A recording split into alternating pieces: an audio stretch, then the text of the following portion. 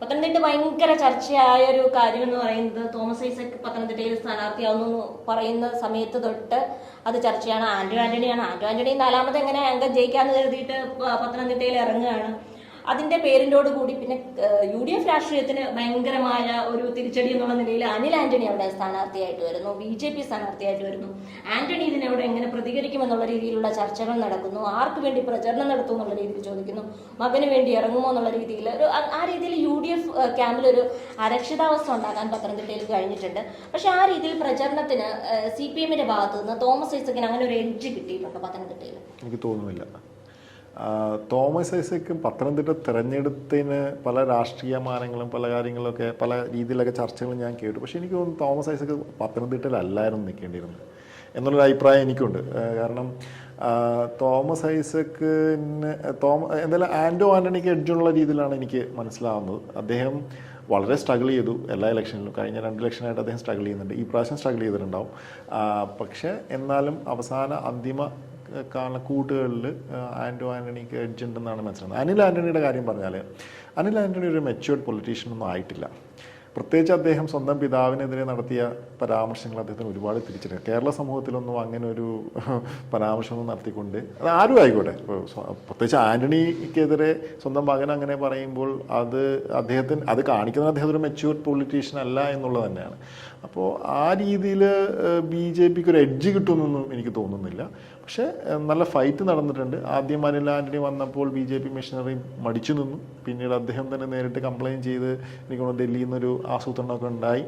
അതിൻ്റെ ഭാഗമായി പിന്നീട് പ്രചരണത്തിൽ മുന്നോട്ട് പോകാൻ പറ്റിയിട്ടുണ്ട്. പക്ഷേ ഇവിടെ ശ്രദ്ധിക്കേണ്ട ഒരു കാര്യം, നമുക്ക് അനിൽ ആന്റണി സെക്കൻഡ് വരുമോ എന്നുള്ളൊരു ചർച്ചയും ഞാൻ പല സ്ഥലങ്ങളിലും കേൾക്കുന്നുണ്ട്. ഞാൻ അതിനോട് വിയോജിക്കുകയാണ്. കാരണം എൻ്റെ ഒരു നിരീക്ഷണത്തിൽ തോമസ് ഐസക്ക് ചെറിയ ഒരു മാർജിനാണെങ്കിലും അവിടെ ജയിക്കാൻ സാധ്യത കാണുന്നുണ്ട്. അതിന് ഞാൻ പ്രധാനമായിട്ട് കാണുന്നൊരു കാര്യം, ഒന്ന് ഈ ആന്റോ ആന്റണി എന്ന് പറയുന്നത് ഒരു MP എന്നുള്ള നിലയിൽ ഈസ് ഓൾമോസ്റ്റ് ബിഗ് സീറോ ആണ്. എന്താണ് ആന്റോ ആന്റണിയുടെ ഒരു പ്രത്യേകിച്ചൊരു ഇതെന്ന് പറഞ്ഞാൽ, ഇപ്പം നമ്മൾ പ്രേമേന്ദ്രൻ്റെ കാര്യം പറഞ്ഞു, പാർലമെൻറ്റിലെങ്കിലും വളരെ ഒരു പ്രതിപക്ഷത്തിൻ്റെ ശബ്ദം ശക്തമായി ഉയർത്തിക്കൊണ്ടുവരുന്നതിൽ വലിയ പങ്ക് വെച്ചിട്ടുള്ളതാണ്. ആന്റോ ആന്റണി എന്താണ് ചെയ്തിട്ടുള്ളത്? ആ ഒരു കാര്യം തീർച്ചയായിട്ടും അവിടുത്തെ വോട്ടേഴ്സ് പരിഗണിക്കും എന്ന് തന്നെ ഞാൻ അനുമാനിക്കുകയാണ്. അടുത്തൊരു പ്രധാനപ്പെട്ട കാര്യം, കേരളത്തിൽ കോൺഗ്രസിനകത്ത് ഏറ്റവും കൂടുതൽ ഗ്രൂപ്പിസമുള്ള ഒരു ജില്ലയാണ് പത്തനംതിട്ട. വലിയ തോതിലുള്ള നമ്മൾ അത് മനസ്സിലാക്കി പത്തനംതിട്ട ജില്ലാ പ്രസിഡന്റ് തന്നെ മാറുന്ന വിശേഷമൊക്കെ കാര്യങ്ങളൊക്കെ നമുക്കറിയാം. ഇത് നമുക്ക് കൃത്യമായിട്ട് ഈ പത്തനംതിട്ട മലയോര ജില്ല എന്നുള്ള നിലയിൽ നമ്മളത് മനസ്സിലാക്കി പോകുന്നില്ലെന്നുള്ളതാണ് അതിൻ്റെ പ്രശ്നം. ആ ഒരു ഫാക്ടർ എങ്ങനെ വർക്കൗട്ട് ചെയ്തിട്ടുണ്ട് എന്നുള്ളതും ഒരു പ്രധാനപ്പെട്ട ഒരു പ്രശ്നമാണ്. അതുപോലെ തന്നെ ഈ നമ്മുടെ അനിൽ ആന്റണി ഏത് രീതിയിലാണ് ക്രിസ്ത്യൻ മേഖലയിൽ കടന്നു കയറുന്നത് എന്നുള്ളതും ഒരു പ്രശ്നമാണ്. അതുകൊണ്ട് അനിൽ ആന്റണി ക്രിസ്ത്യൻ വോട്ടുകൾ പിടിക്കാൻ കഴിഞ്ഞിട്ടുണ്ടെങ്കിൽ സ്വാഭാവികമായിട്ടും ആന്റോ ആന്റണിയാണ് അത് പ്രതികൂലമായി ബാധിക്കാൻ സാധ്യത. പിടിക്കുമോ എന്നുള്ളതിനെ സംബന്ധിച്ച് നമുക്ക് അത്രയ്ക്ക് ഒരു കൃത്യമായ ഒരു ഇത് പറയാനിപ്പോൾ പറ്റില്ല. നേരത്തെ ധനരാജ് പറഞ്ഞ ഒരു കാര്യമുണ്ട്. എങ്ങനെയാണ് BJP അനിൽ ആന്റണി എന്നൊരു പൊളിറ്റീഷ്യനെ പത്തനംതിട്ട, അതായത് കഴിഞ്ഞ തവണ BJPയുടെ ഏറ്റവും K. സുരേന്ദ്രനെ ഇറക്കിക്കൊണ്ട് ശബരിമല സുവർണാവസരമായിട്ട് കണ്ടിട്ട് ഇറങ്ങിയ മണ്ഡലമാണ്. 2,97,000 വോട്ടുകളാണ് അന്ന് BJP പിടിച്ചത്. അതിന് മുമ്പ് 56,000 വോട്ടുകൾ മാത്രമാണ് BJPക്ക് ഉണ്ടായിരുന്നത്. ആ ഒരു സാഹചര്യത്തിലേക്ക് സുരേന്ദ്രനെ മാറ്റി വയനാട് കൊണ്ടുപോയി അത് പോട്ടെ. പക്ഷെ എങ്ങനെ അനിൽ ആന്റണി അതുപോലെ? അതെ, അതുകൊണ്ടാണ് ഞാൻ പറഞ്ഞത്. ഇപ്പോൾ കൊല്ലത്ത് നമ്മൾ മുകേഷിന്റെ സ്ഥാനാർത്ഥിത്വം പറഞ്ഞതുപോലെ തന്നെ പത്തനംതിട്ടയിൽ അനിൽ ആന്റണിയേക്കാളും നല്ലൊരു സ്ഥാനാർത്ഥി BJPക്ക് കിട്ടുമായിരുന്നു എന്ന് തന്നെയാണ് ഞാൻ വിശ്വസിക്കുന്നത്. അപ്പോൾ അനിൽ ആന്റണിനെ കെട്ടിയിറക്കിയ സ്ഥാനാർത്ഥി എന്നാണ് BJPക്കാർ ആദ്യം വിശേഷിപ്പിച്ചത്.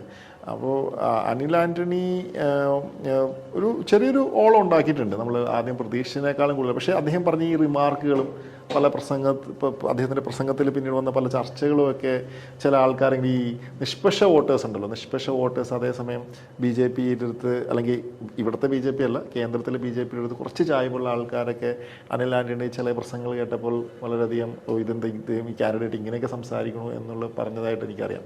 അപ്പോൾ അത് അദ്ദേഹത്തിൻ്റെ വലിയൊരു മുൻതൂക്കം ഇടയ്ക്കെങ്കിലും കുറച്ചു എന്നാണ് എൻ്റെ ഒരു അസസ്മെൻറ്റ്. പക്ഷേ തോമസ് ഐസക്ക് അവിടെ ജയിക്കും എന്നുള്ള കാര്യത്തിൽ എനിക്ക് ഒരു സംശയമുണ്ട്. എനിക്ക് തോന്നുന്ന ഒരു കാര്യം എന്താ വെച്ചാൽ, എന്തുകൊണ്ടാണ് രഞ്ജി ഉപയോഗിച്ച് അനിൽ ആൻ്റണിയെ പോലെ സ്ഥാനാർത്ഥിനെ കൊണ്ടുവന്നത്? അത് എന്താണെന്ന് വെച്ചാൽ BJPയുടെ കേന്ദ്ര നേതൃത്വം വളരെ ആലോചിച്ചെടുത്തിട്ടുള്ള തീരുമാനമാണ്. ഈ പറഞ്ഞ 2,70,70,000 വോട്ട് കെ സുരേന്ദ്രൻ നിൽക്കുമ്പോൾ കിട്ടുകയാണ്. അന്ന് വേറൊരു അനുകൂല സാഹചര്യമുണ്ട്, ശബരിമല ഇഷ്യൂ ഒക്കെ ഉണ്ട്. അതിനെ ആ നമ്പറിനെ നമ്മൾ അങ്ങനെ കണ്ടാൽ മതി.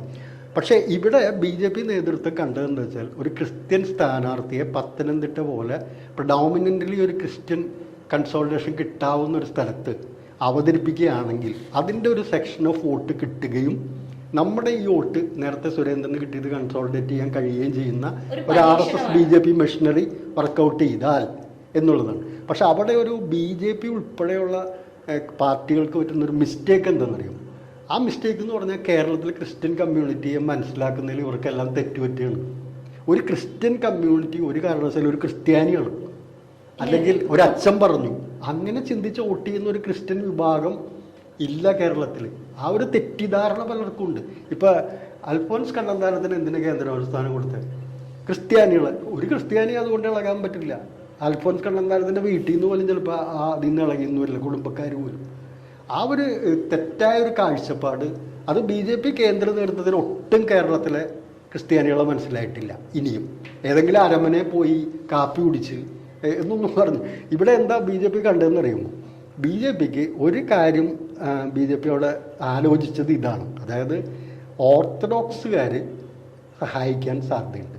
ഓർത്തഡോക്സ് പക്ഷം എപ്പോഴും BJPയുടെ അവിടെ പോയി കാണുകയും പ്രധാനമന്ത്രിയെ കാണുകയും ഞങ്ങൾ ഇവിടുത്തെ ഒരു സഭയാണ്, ഞങ്ങൾ ഒരു ഇന്ത്യൻ സഭയാണ്, ഞങ്ങൾക്കൊരു വൈദേശിക സംഭവമില്ല എന്നൊക്കെ ഒരു പ്രതീതി ഒരു ഇതവിടെ അവതരിപ്പിച്ച് നിൽക്കുന്നുണ്ട്. പക്ഷേ ആ സാധനം ഓട്ടാവില്ല, ഒന്നും ഓട്ടാവില്ല. അതാണ് പ്രശ്നം. അപ്പം അതുകൊണ്ട് ആ സ്ട്രാറ്റജി വർക്കൗട്ട് ചെയ്യിക്കാനാണ് അവർ ശ്രമിച്ചിരിക്കുന്നത്. അതിലവർ പരാജയപ്പെടും. പക്ഷേ ചുരുക്കത്തിലൊന്ന് പറയുകയാണെങ്കിൽ ദേശീയ തലത്തിൽ എത്രത്തോളം കണ്ണിങ് ആണ് BJP എന്ന് പറഞ്ഞാലും BJP കേരളത്തിൽ അസസ് ചെയ്യുമ്പോൾ ഭയങ്കരമായിട്ട് മിസ്റ്റേക്കാണ്. Totally they're mistaken about Kerala community. അതാണ് പ്രശ്നം. നമ്മളുടെ കമ്മ്യൂണിറ്റി പോളില് ആന്റോ ആന്റണിക്കാണ് മുൻതൂക്കം കിട്ടിയിരിക്കുന്നത് 53%, അനിൽ ആന്റണി 24%, തോമസ് ഐസക് 23% എന്നുള്ള നിലയിലാണ്. നേരത്തെ ധൻരാജ് പറഞ്ഞ പോലെ ഇപ്പോൾ പല സ്ഥലങ്ങളിൽ നിന്നുള്ള ആൾക്കാരാണ് എങ്കിൽ പോലും തോമസ് ഐസക്കിന് ഒരു മെച്ചം ഉണ്ടാക്കാൻ കഴിയില്ലെന്ന് കുറച്ചെങ്കിലും കേരളത്തിലെ സാമാന്യ ജനങ്ങളിൽ കുറച്ച് പേര്, ഒരു വിഭാഗം, 3300 എന്ന് പറയുന്ന ഒരു ചെറിയ വിഭാഗമല്ല, എവിടെ നിന്നൊക്കെയാണ് വോട്ടെന്ന് നമുക്ക് കരുതാനും കഴിയില്ല. എങ്കിൽ പോലും അങ്ങനെ കരുതുന്നുണ്ട്. അനിൽ ആന്റണി 1% പോലും നമ്മുടെ പോളിൽ അതിൽ വന്നിട്ടുണ്ട്. നമ്മൾ സെക്കൻഡായിട്ട് വന്നിരിക്കുന്നുണ്ട്.